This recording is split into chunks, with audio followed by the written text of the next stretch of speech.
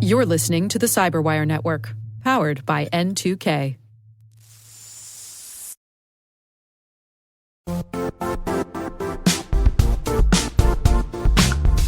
And now a word from our sponsor, CrashPlan. The tried and true method for making sure you're covered is to always have a backup plan. CrashPlan takes data preservation seriously. They provide data resiliency by automatically backing up endpoint files to the cloud every 15 minutes with 256-bit AES encryption in transit and at rest. CrashPlan helps you tackle data challenges like ransomware, breaches, migrations, and legal holds. The undeniable solution for the inevitable: back up better with CrashPlan. Try it for free at crashplan.com.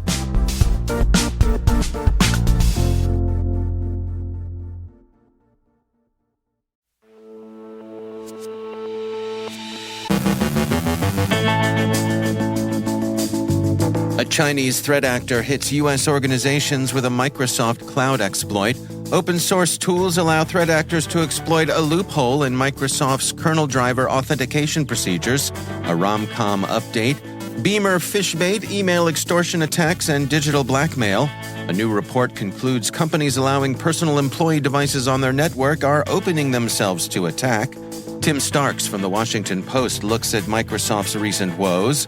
Our guest is Ayal Benishti from Iron Scales with insights on business email compromise. And a July Patch Tuesday retrospective.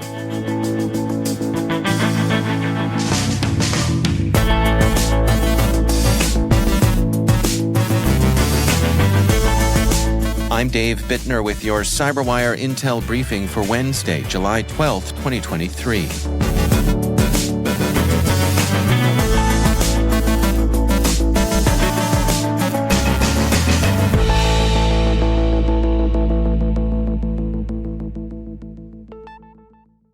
Cyberespionage from both China and Russia leads today's news. Late yesterday, Microsoft described activity by the Chinese government threat actor it tracks as Storm 0558. The group gained access to email accounts affecting approximately 25 organizations, including government agencies, as well as related consumer accounts of individuals likely associated with these organizations, Microsoft explained. They say they noticed anomalous mail activity on June 16th. Investigations subsequently determined that this was part of a cyberespionage campaign that began on or around May 15th of this year. Microsoft said they did this by using forged authentication tokens to access user email using an acquired Microsoft account consumer signing key. Since discovering the activity, Microsoft has completed mitigating its effects for all the customers involved. According to the Wall Street Journal, the U.S. government is investigating the scope of the Chinese operation and assessing what damage it might have caused. Microsoft has also dealt with other Chinese exploitation of its products. Cisco Talos researchers discovered that threat actors took advantage of a policy loophole in Windows cross-signed kernel drivers that allowed forgery of timestamps and loading of unverified malicious drivers to expired certificates. The advisory notes, "We have observed over a dozen code signing certificates with keys and passwords contained in a PFX file hosted on GitHub used in conjunction with these open-source tools. Based on the language code discovered in the metadata in the corrupted drivers, the researchers assess the threat actors to be Chinese nationals. The advisory explains that attackers can exploit the loophole to cross the user kernel barrier, which is crucial for maintaining the integrity and security of the OS. Talos has alerted Microsoft, which has since disabled all forged certificates that could have passed through this loophole. Redmond has been looking at Russian cyberespionage as well. Microsoft yesterday published an alert on activity by Storm 0978, also tracked as Dev 0978 and commonly called Rom-Com, after the name given the backdoor it commonly employs. Microsoft states, "We identified a phishing campaign conducted by the threat actor tracked as Storm 0978 targeting defense and government entities in Europe and North America. The campaign involved the abuse of CVE 2023-36884, which included a remote code execution vulnerability exploited before disclosure to Microsoft via Word documents, using lures related to the Ukrainian World Congress. As BleepingComputer observes, CVE 2023-36884 hasn't been fully patched, but mitigations are available. Romcom represents a mixture of symbiotic motives. It's a ransomware and extortion operation in pursuit of direct profit, but it also conducts cyberespionage, specializing in credential theft. The group is based in Russia and acts in Russia's interests. We note in full disclosure that Microsoft is a CyberWire partner. Russian intelligence services prospecting diplomatic targets in Ukraine used an ad for a nicely loaded, deeply discounted used BMW as fish bait to attract their prospects' eyes and clicks. Palo Alto Network's Unit 42 says the campaign, directed against 22 of the 80 embassies in Kyiv, was run by APT-29, Cozy Bear, that is Russia's SVR foreign intelligence service. The fishhooks were LNK files masquerading as images. The campaign's goal was espionage, collection against the embassies and their contacts. The car itself was real, as was the innocent original version of the flyer. The black BMW 5 Series sedan belongs to a Polish diplomat assigned to Kyiv, and he was indeed interested in selling it. Suspicions were aroused when he got calls inquiring about the price, which at 7,500 euros was lower than the one he'd posted. Cozy Bear evidently reasoned that a lower price would attract more clicks. Reuters reports that the diplomat still has the car.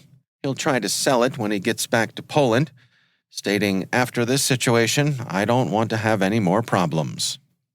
The fishbait represents a departure from that used in earlier campaigns. Those lured had tended to be more obviously diplomatic, invitations to embassy events, notes on humanitarian aid, and so on. Unit 42 concludes with a warning. As the above campaigns show, diplomats should appreciate that APTs continually modify their approaches, including through spear phishing, to enhance their effectiveness. They will seize every opportunity to entice victims into compromise. Ukraine and its allies need to remain extra vigilant to the threat of cyberespionage to ensure the security and confidentiality of their information. And if you're in the market for a 2011 Beamer, buyer beware. Barracuda released a threat spotlight on extortion attacks this morning, but these are not the large-scale ransomware extortions most seen in recent headlines. These attacks instead amount to digital blackmail. The attacker threatens to expose a compromising picture or information about an individual unless the victim pays money. Attackers often purchase victims' login credentials or find them through data breaches to prove that their threat is legitimate. Almost all of the attacks ask for less than $2,000, which seems like chicken feed by cybercriminal standards. But Barracuda analyzed over 300,000 emails that made demands at this level. Research showed that a small number of attackers were responsible for most of the emails in the study sample, with the top 10 Bitcoin addresses appearing in about 30% of the emails and the top 100 addresses appearing in about 80% of the emails. Barracuda remains optimistic about this threat, if only because the small number of criminals responsible means that each is a high payoff target for law enforcement. Barracuda says, "First, we suspect that if law enforcement is able to track down even a small number of these attackers, they can significantly disrupt this threat. Second, since extortion attackers seem to be copying each other and following very similar templates, email security vendors should be able to block a large percentage of these attacks with relatively simple detectors. To the authorities everywhere, good hunting for the creeps behind these scams." SpyCloud released its Malware Readiness and Defense report today, which was conducted with a survey of almost 320 mid-market and enterprise IT security professionals from the U.S. and the U.K. to assess how organizations are detecting and addressing the threat of malware as a precursor to cyber attacks like account takeover and ransomware. One of the main problems discovered was the lack of regulation by the businesses for employees mixing unauthorized applications and work credentials in their personal and work devices. SpyCloud wrote in their press release, 57% of organizations allow employees to sync browser data between personal and corporate devices, enabling threat actors to siphon employee credentials and other user authentication data through infected personal devices while remaining undetected. SpyCloud also explained that organizations are struggling with shadow IT due to employees using unsanctioned applications and employees being allowed to use their personal and work devices interchangeably. Finally, yesterday, of course, was Patch Tuesday. Microsoft issued security fixes for 132 flaws, 6 of which were being actively exploited in the wild, BleepingComputer reports. One of the disclosed vulnerabilities, CVE 2023-36884, which hasn't yet been patched, is a remote code execution flaw affecting Microsoft Office. Microsoft says this flaw has been exploited by the Russian cybercriminal group Storm 0978 to conduct cyberespionage against defense and government entities in Europe and North America. Fortinet has patched a stack-based overflow vulnerability in FortiOS and FortiProxy that may allow a remote attacker to execute arbitrary code or command via crafted packets reaching proxy policies or firewall policies with proxy mode alongside SSL deep packet inspection. SAP has issued fixes for numerous vulnerabilities, including one affecting SAP Business Client that was assigned a CVSS score of 10.0. Adobe has patched 12 security flaws in Adobe InDesign, including a deserialization of untrusted data vulnerability that could lead to arbitrary code execution, and Apple has rolled back its rapid security response updates for iOS and macOS after the patch caused issues that prevented some websites from displaying properly. The company stated yesterday, rapid security responses iOS 16.5.1b, iPadOS 16.5.1b, and macOS 13.4.1b will be available soon to address the issue. As always, review your systems and, as CISA would say, apply updates per vendor instructions. And admins, we wish you a happy and resolute round of patching.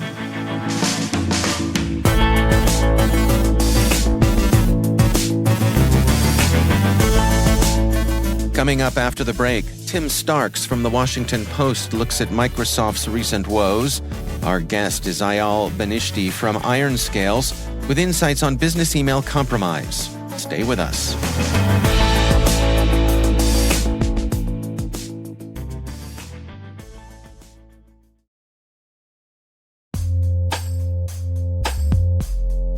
And now, a word from our sponsor, KnowBe4. It's all connected, and we're not talking conspiracy theories. When it comes to InfoSec tools, effective integrations can make or break your security stack. The same should be true for security awareness training. KnowBe4, provider of the world's largest library of security awareness training, provides a way to integrate your existing security stack tools to help you strengthen your organization's security culture. KnowBe4's Security Coach uses standard APIs to quickly and easily integrate with your existing security products from vendors like Microsoft, CrowdStrike, and Cisco, 35 vendor integrations and counting. Security Coach analyzes your security stack alerts to identify events related to any risky security behavior from your users. Use this information to set up real-time coaching campaigns targeting risky users based on those events from your network, endpoint, identity, or web security vendors. Then coach your users at the moment the risky behavior occurs, with contextual security tips delivered via Microsoft Teams, Slack, or email. Learn more at knowbefore.com/securitycoach. That's knowbefore.com/securitycoach. And we thank KnowBe4 for sponsoring our show.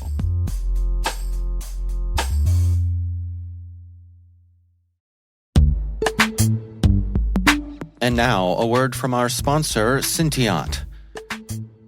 As an 8A Hub Zone minority and women-owned small business company, Syntiot specializes not only in software engineering, but in artificial intelligence and cybersecurity as well. Syntiot's customers, and they retain those customers, include the U.S. Department of Defense, the intelligence community, and the Departments of State and Justice. Their mission is to protect the systems that protect the people who protect us. If you're looking for a partner in accomplishing your mission, check out Syntiot.com. That's Cinteot.com. Your partners in everything data and cybersecurity.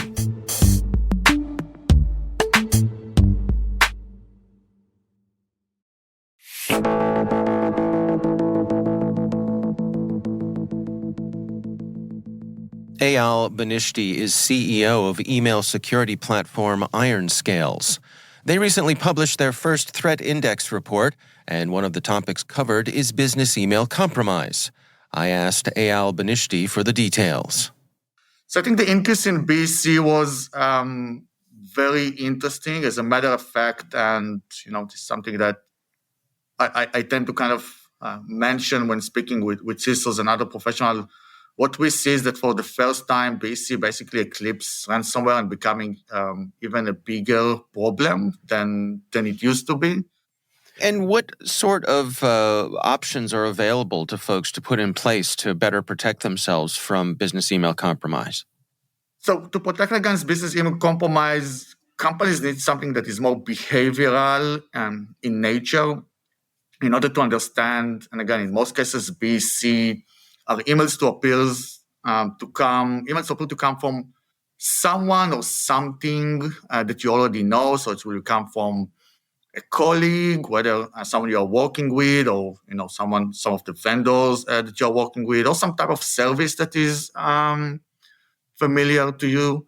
And in order to be able to protect people from impersonation attempts, a solution must be able to understand the user behavior, the social graph, what this user is, what is considered trusted by every specific user, and then look for anomalies and all the known patterns, like I mentioned, like impersonation and specific language that is being used in order to stop these emails. Because in most cases, there is no real indication of compromise. Like I mentioned, there will be no bad IP behind this mail. And in most cases, there will be no link or attachment. It will just come from someone or something that he allegedly knows, asking to do something that is not supposed to do. So be able to kind of run more advanced models at the mailbox level that are able to understand behavior and anomaly is a critical part in stopping BC. The other element is obviously phishing, so like awareness. Make sure that your users are aware that impersonation might happen, that emails that lands in their mailboxes, despite the fact that they went through some layer of defense, can still be malicious by intent and sometimes even by content. So educating people, delivering awareness content, phishing simulation and training, which is a more proactive way to train users, is highly recommended.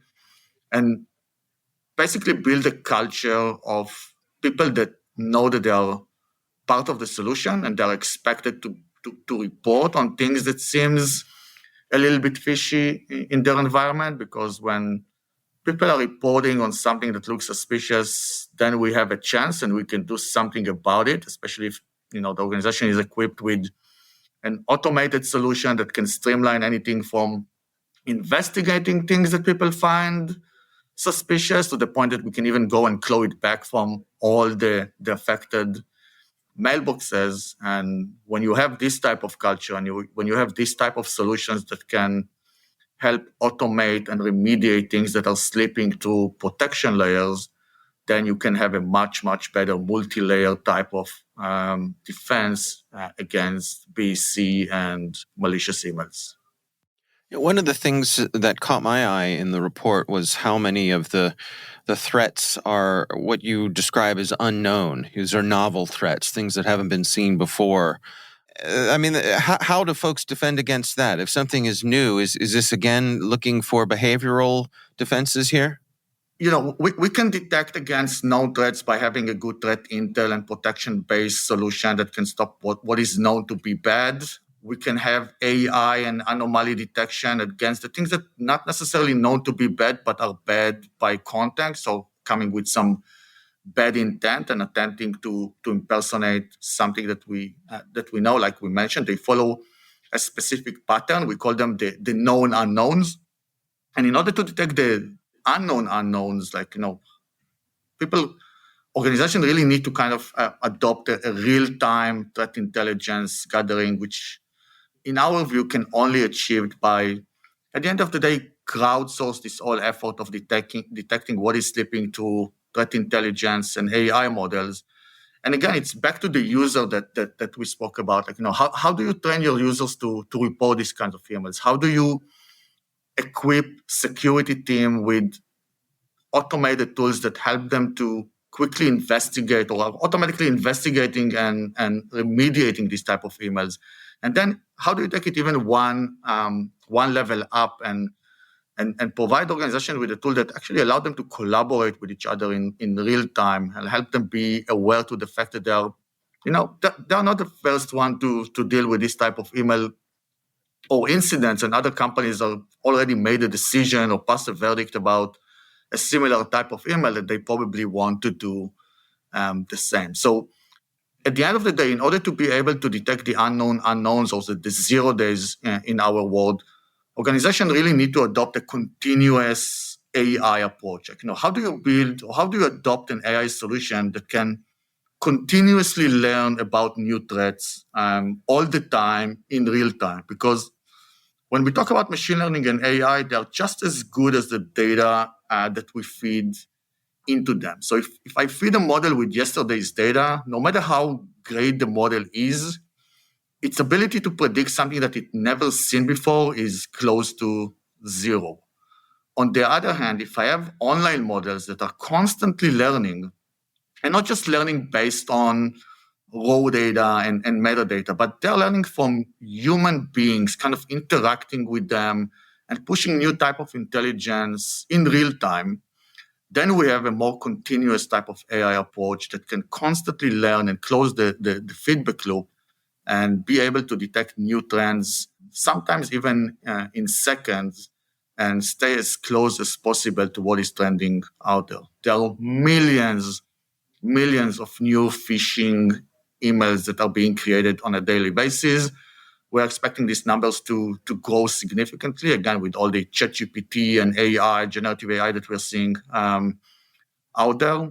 So there will be a lot of unknown unknowns out there. And our only way to detect them is to be able to quickly feed our models with relevant, up-to-date data. That's Eyal Benishti, CEO of IronScales.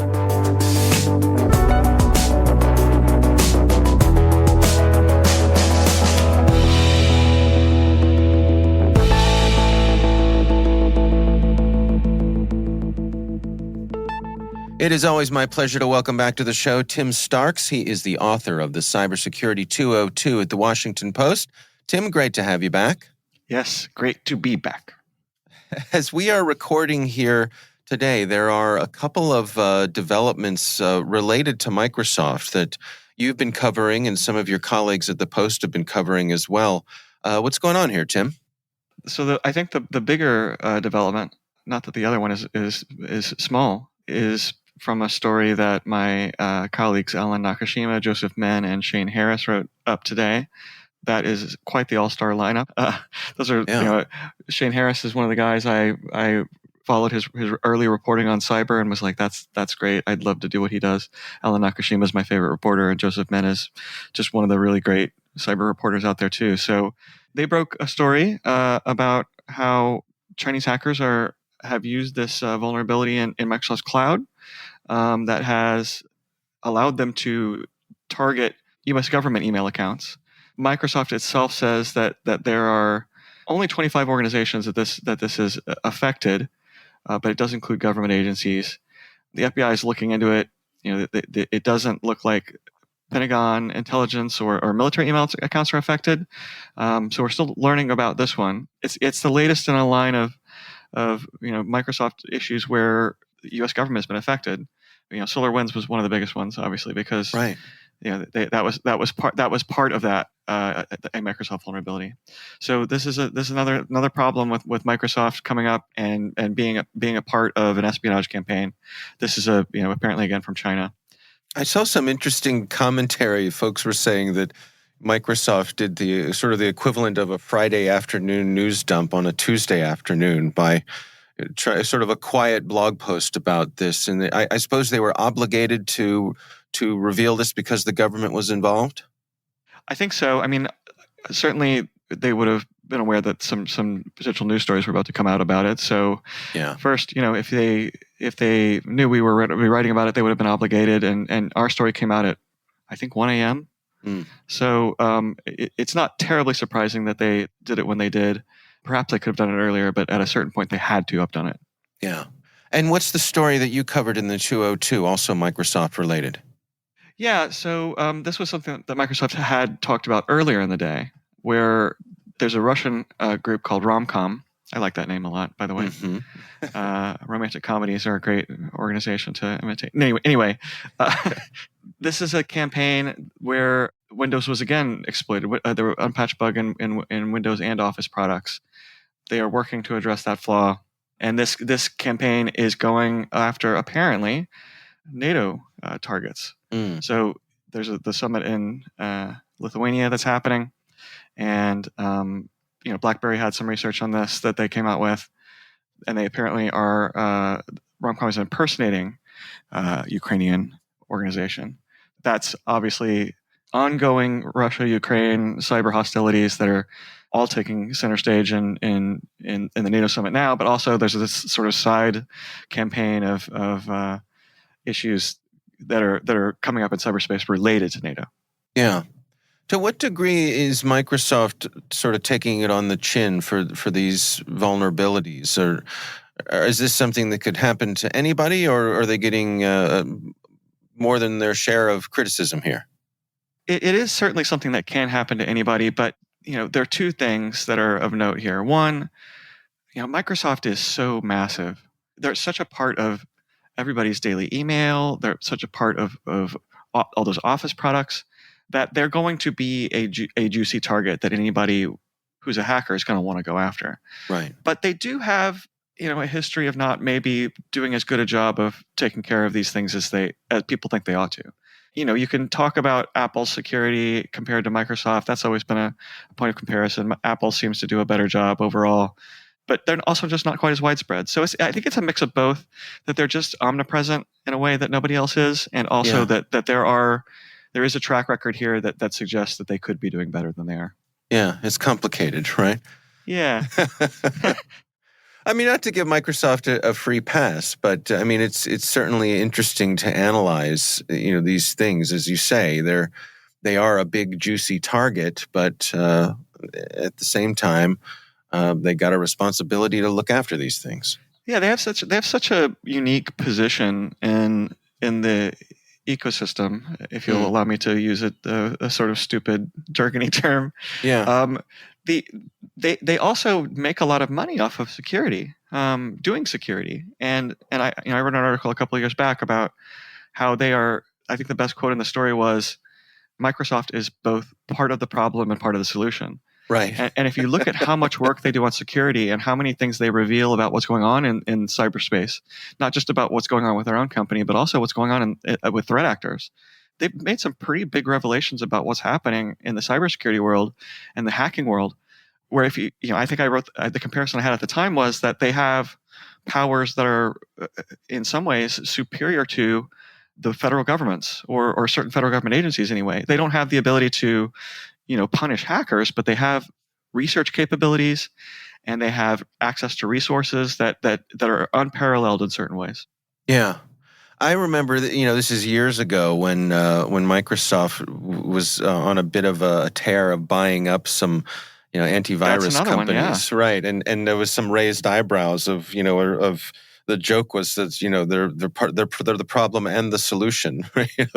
They're buying companies that take care of some of the vulnerabilities that were inherent in Windows at the time. Right? Of course, That's a good business model, right? Have some vulnerabilities in your system, buy the companies that solve the vulnerabilities, repeat, rinse. Yeah.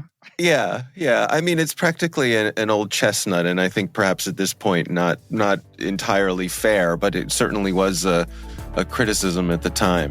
Yeah, the scenario I mentioned is obviously not what's happening, but it certainly comes to mind. Yeah, absolutely. All right. Well, Tim Starks is the author of the Cybersecurity 202 at the Washington Post. Tim, always a pleasure to have you join us. Yes, always.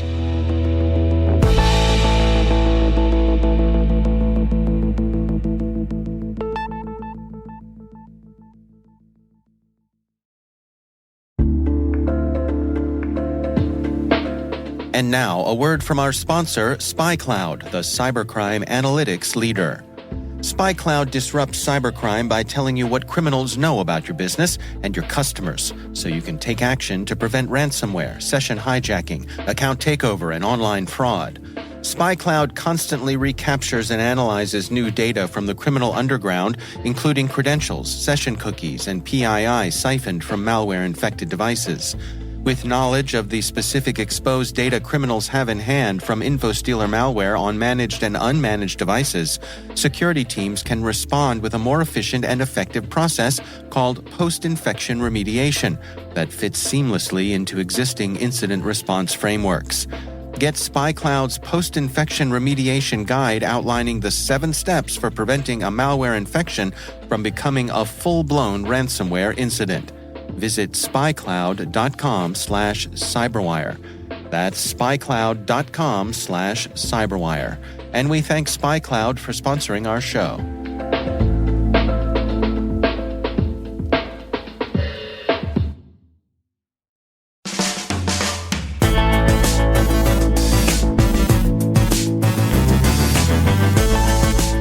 And that's the CyberWire. For links to all of today's stories, check out our daily briefing at thecyberwire.com. We'd love to know what you think of this podcast. You can email us at cyberwire@n2k.com. Your feedback helps us ensure we're delivering the information and insights that help keep you a step ahead in the rapidly changing world of cybersecurity.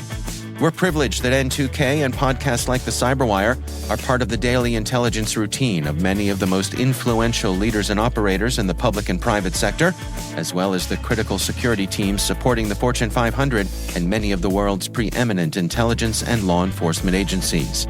N2K Strategic Workforce Intelligence optimizes the value of your biggest investment, your people. We make you smarter about your team while making your team smarter. Learn more at n2k.com. This episode was produced by Liz Irvin and senior producer Jennifer Iben. Our mixer is Trey Hester, with original music by Elliot Peltzman. The show was written by our editorial staff. Our executive editor is Peter Kilpie, and I'm Dave Bittner. Thanks for listening. We'll see you back here tomorrow.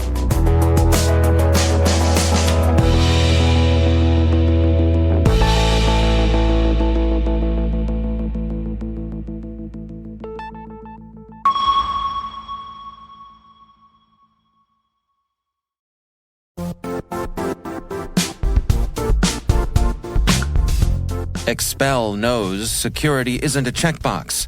It should empower your business to minimize risk, identify and address threats, and grow. What's Expel's secret? It's technology and people working together to make security easy to understand, use, and continuously improve.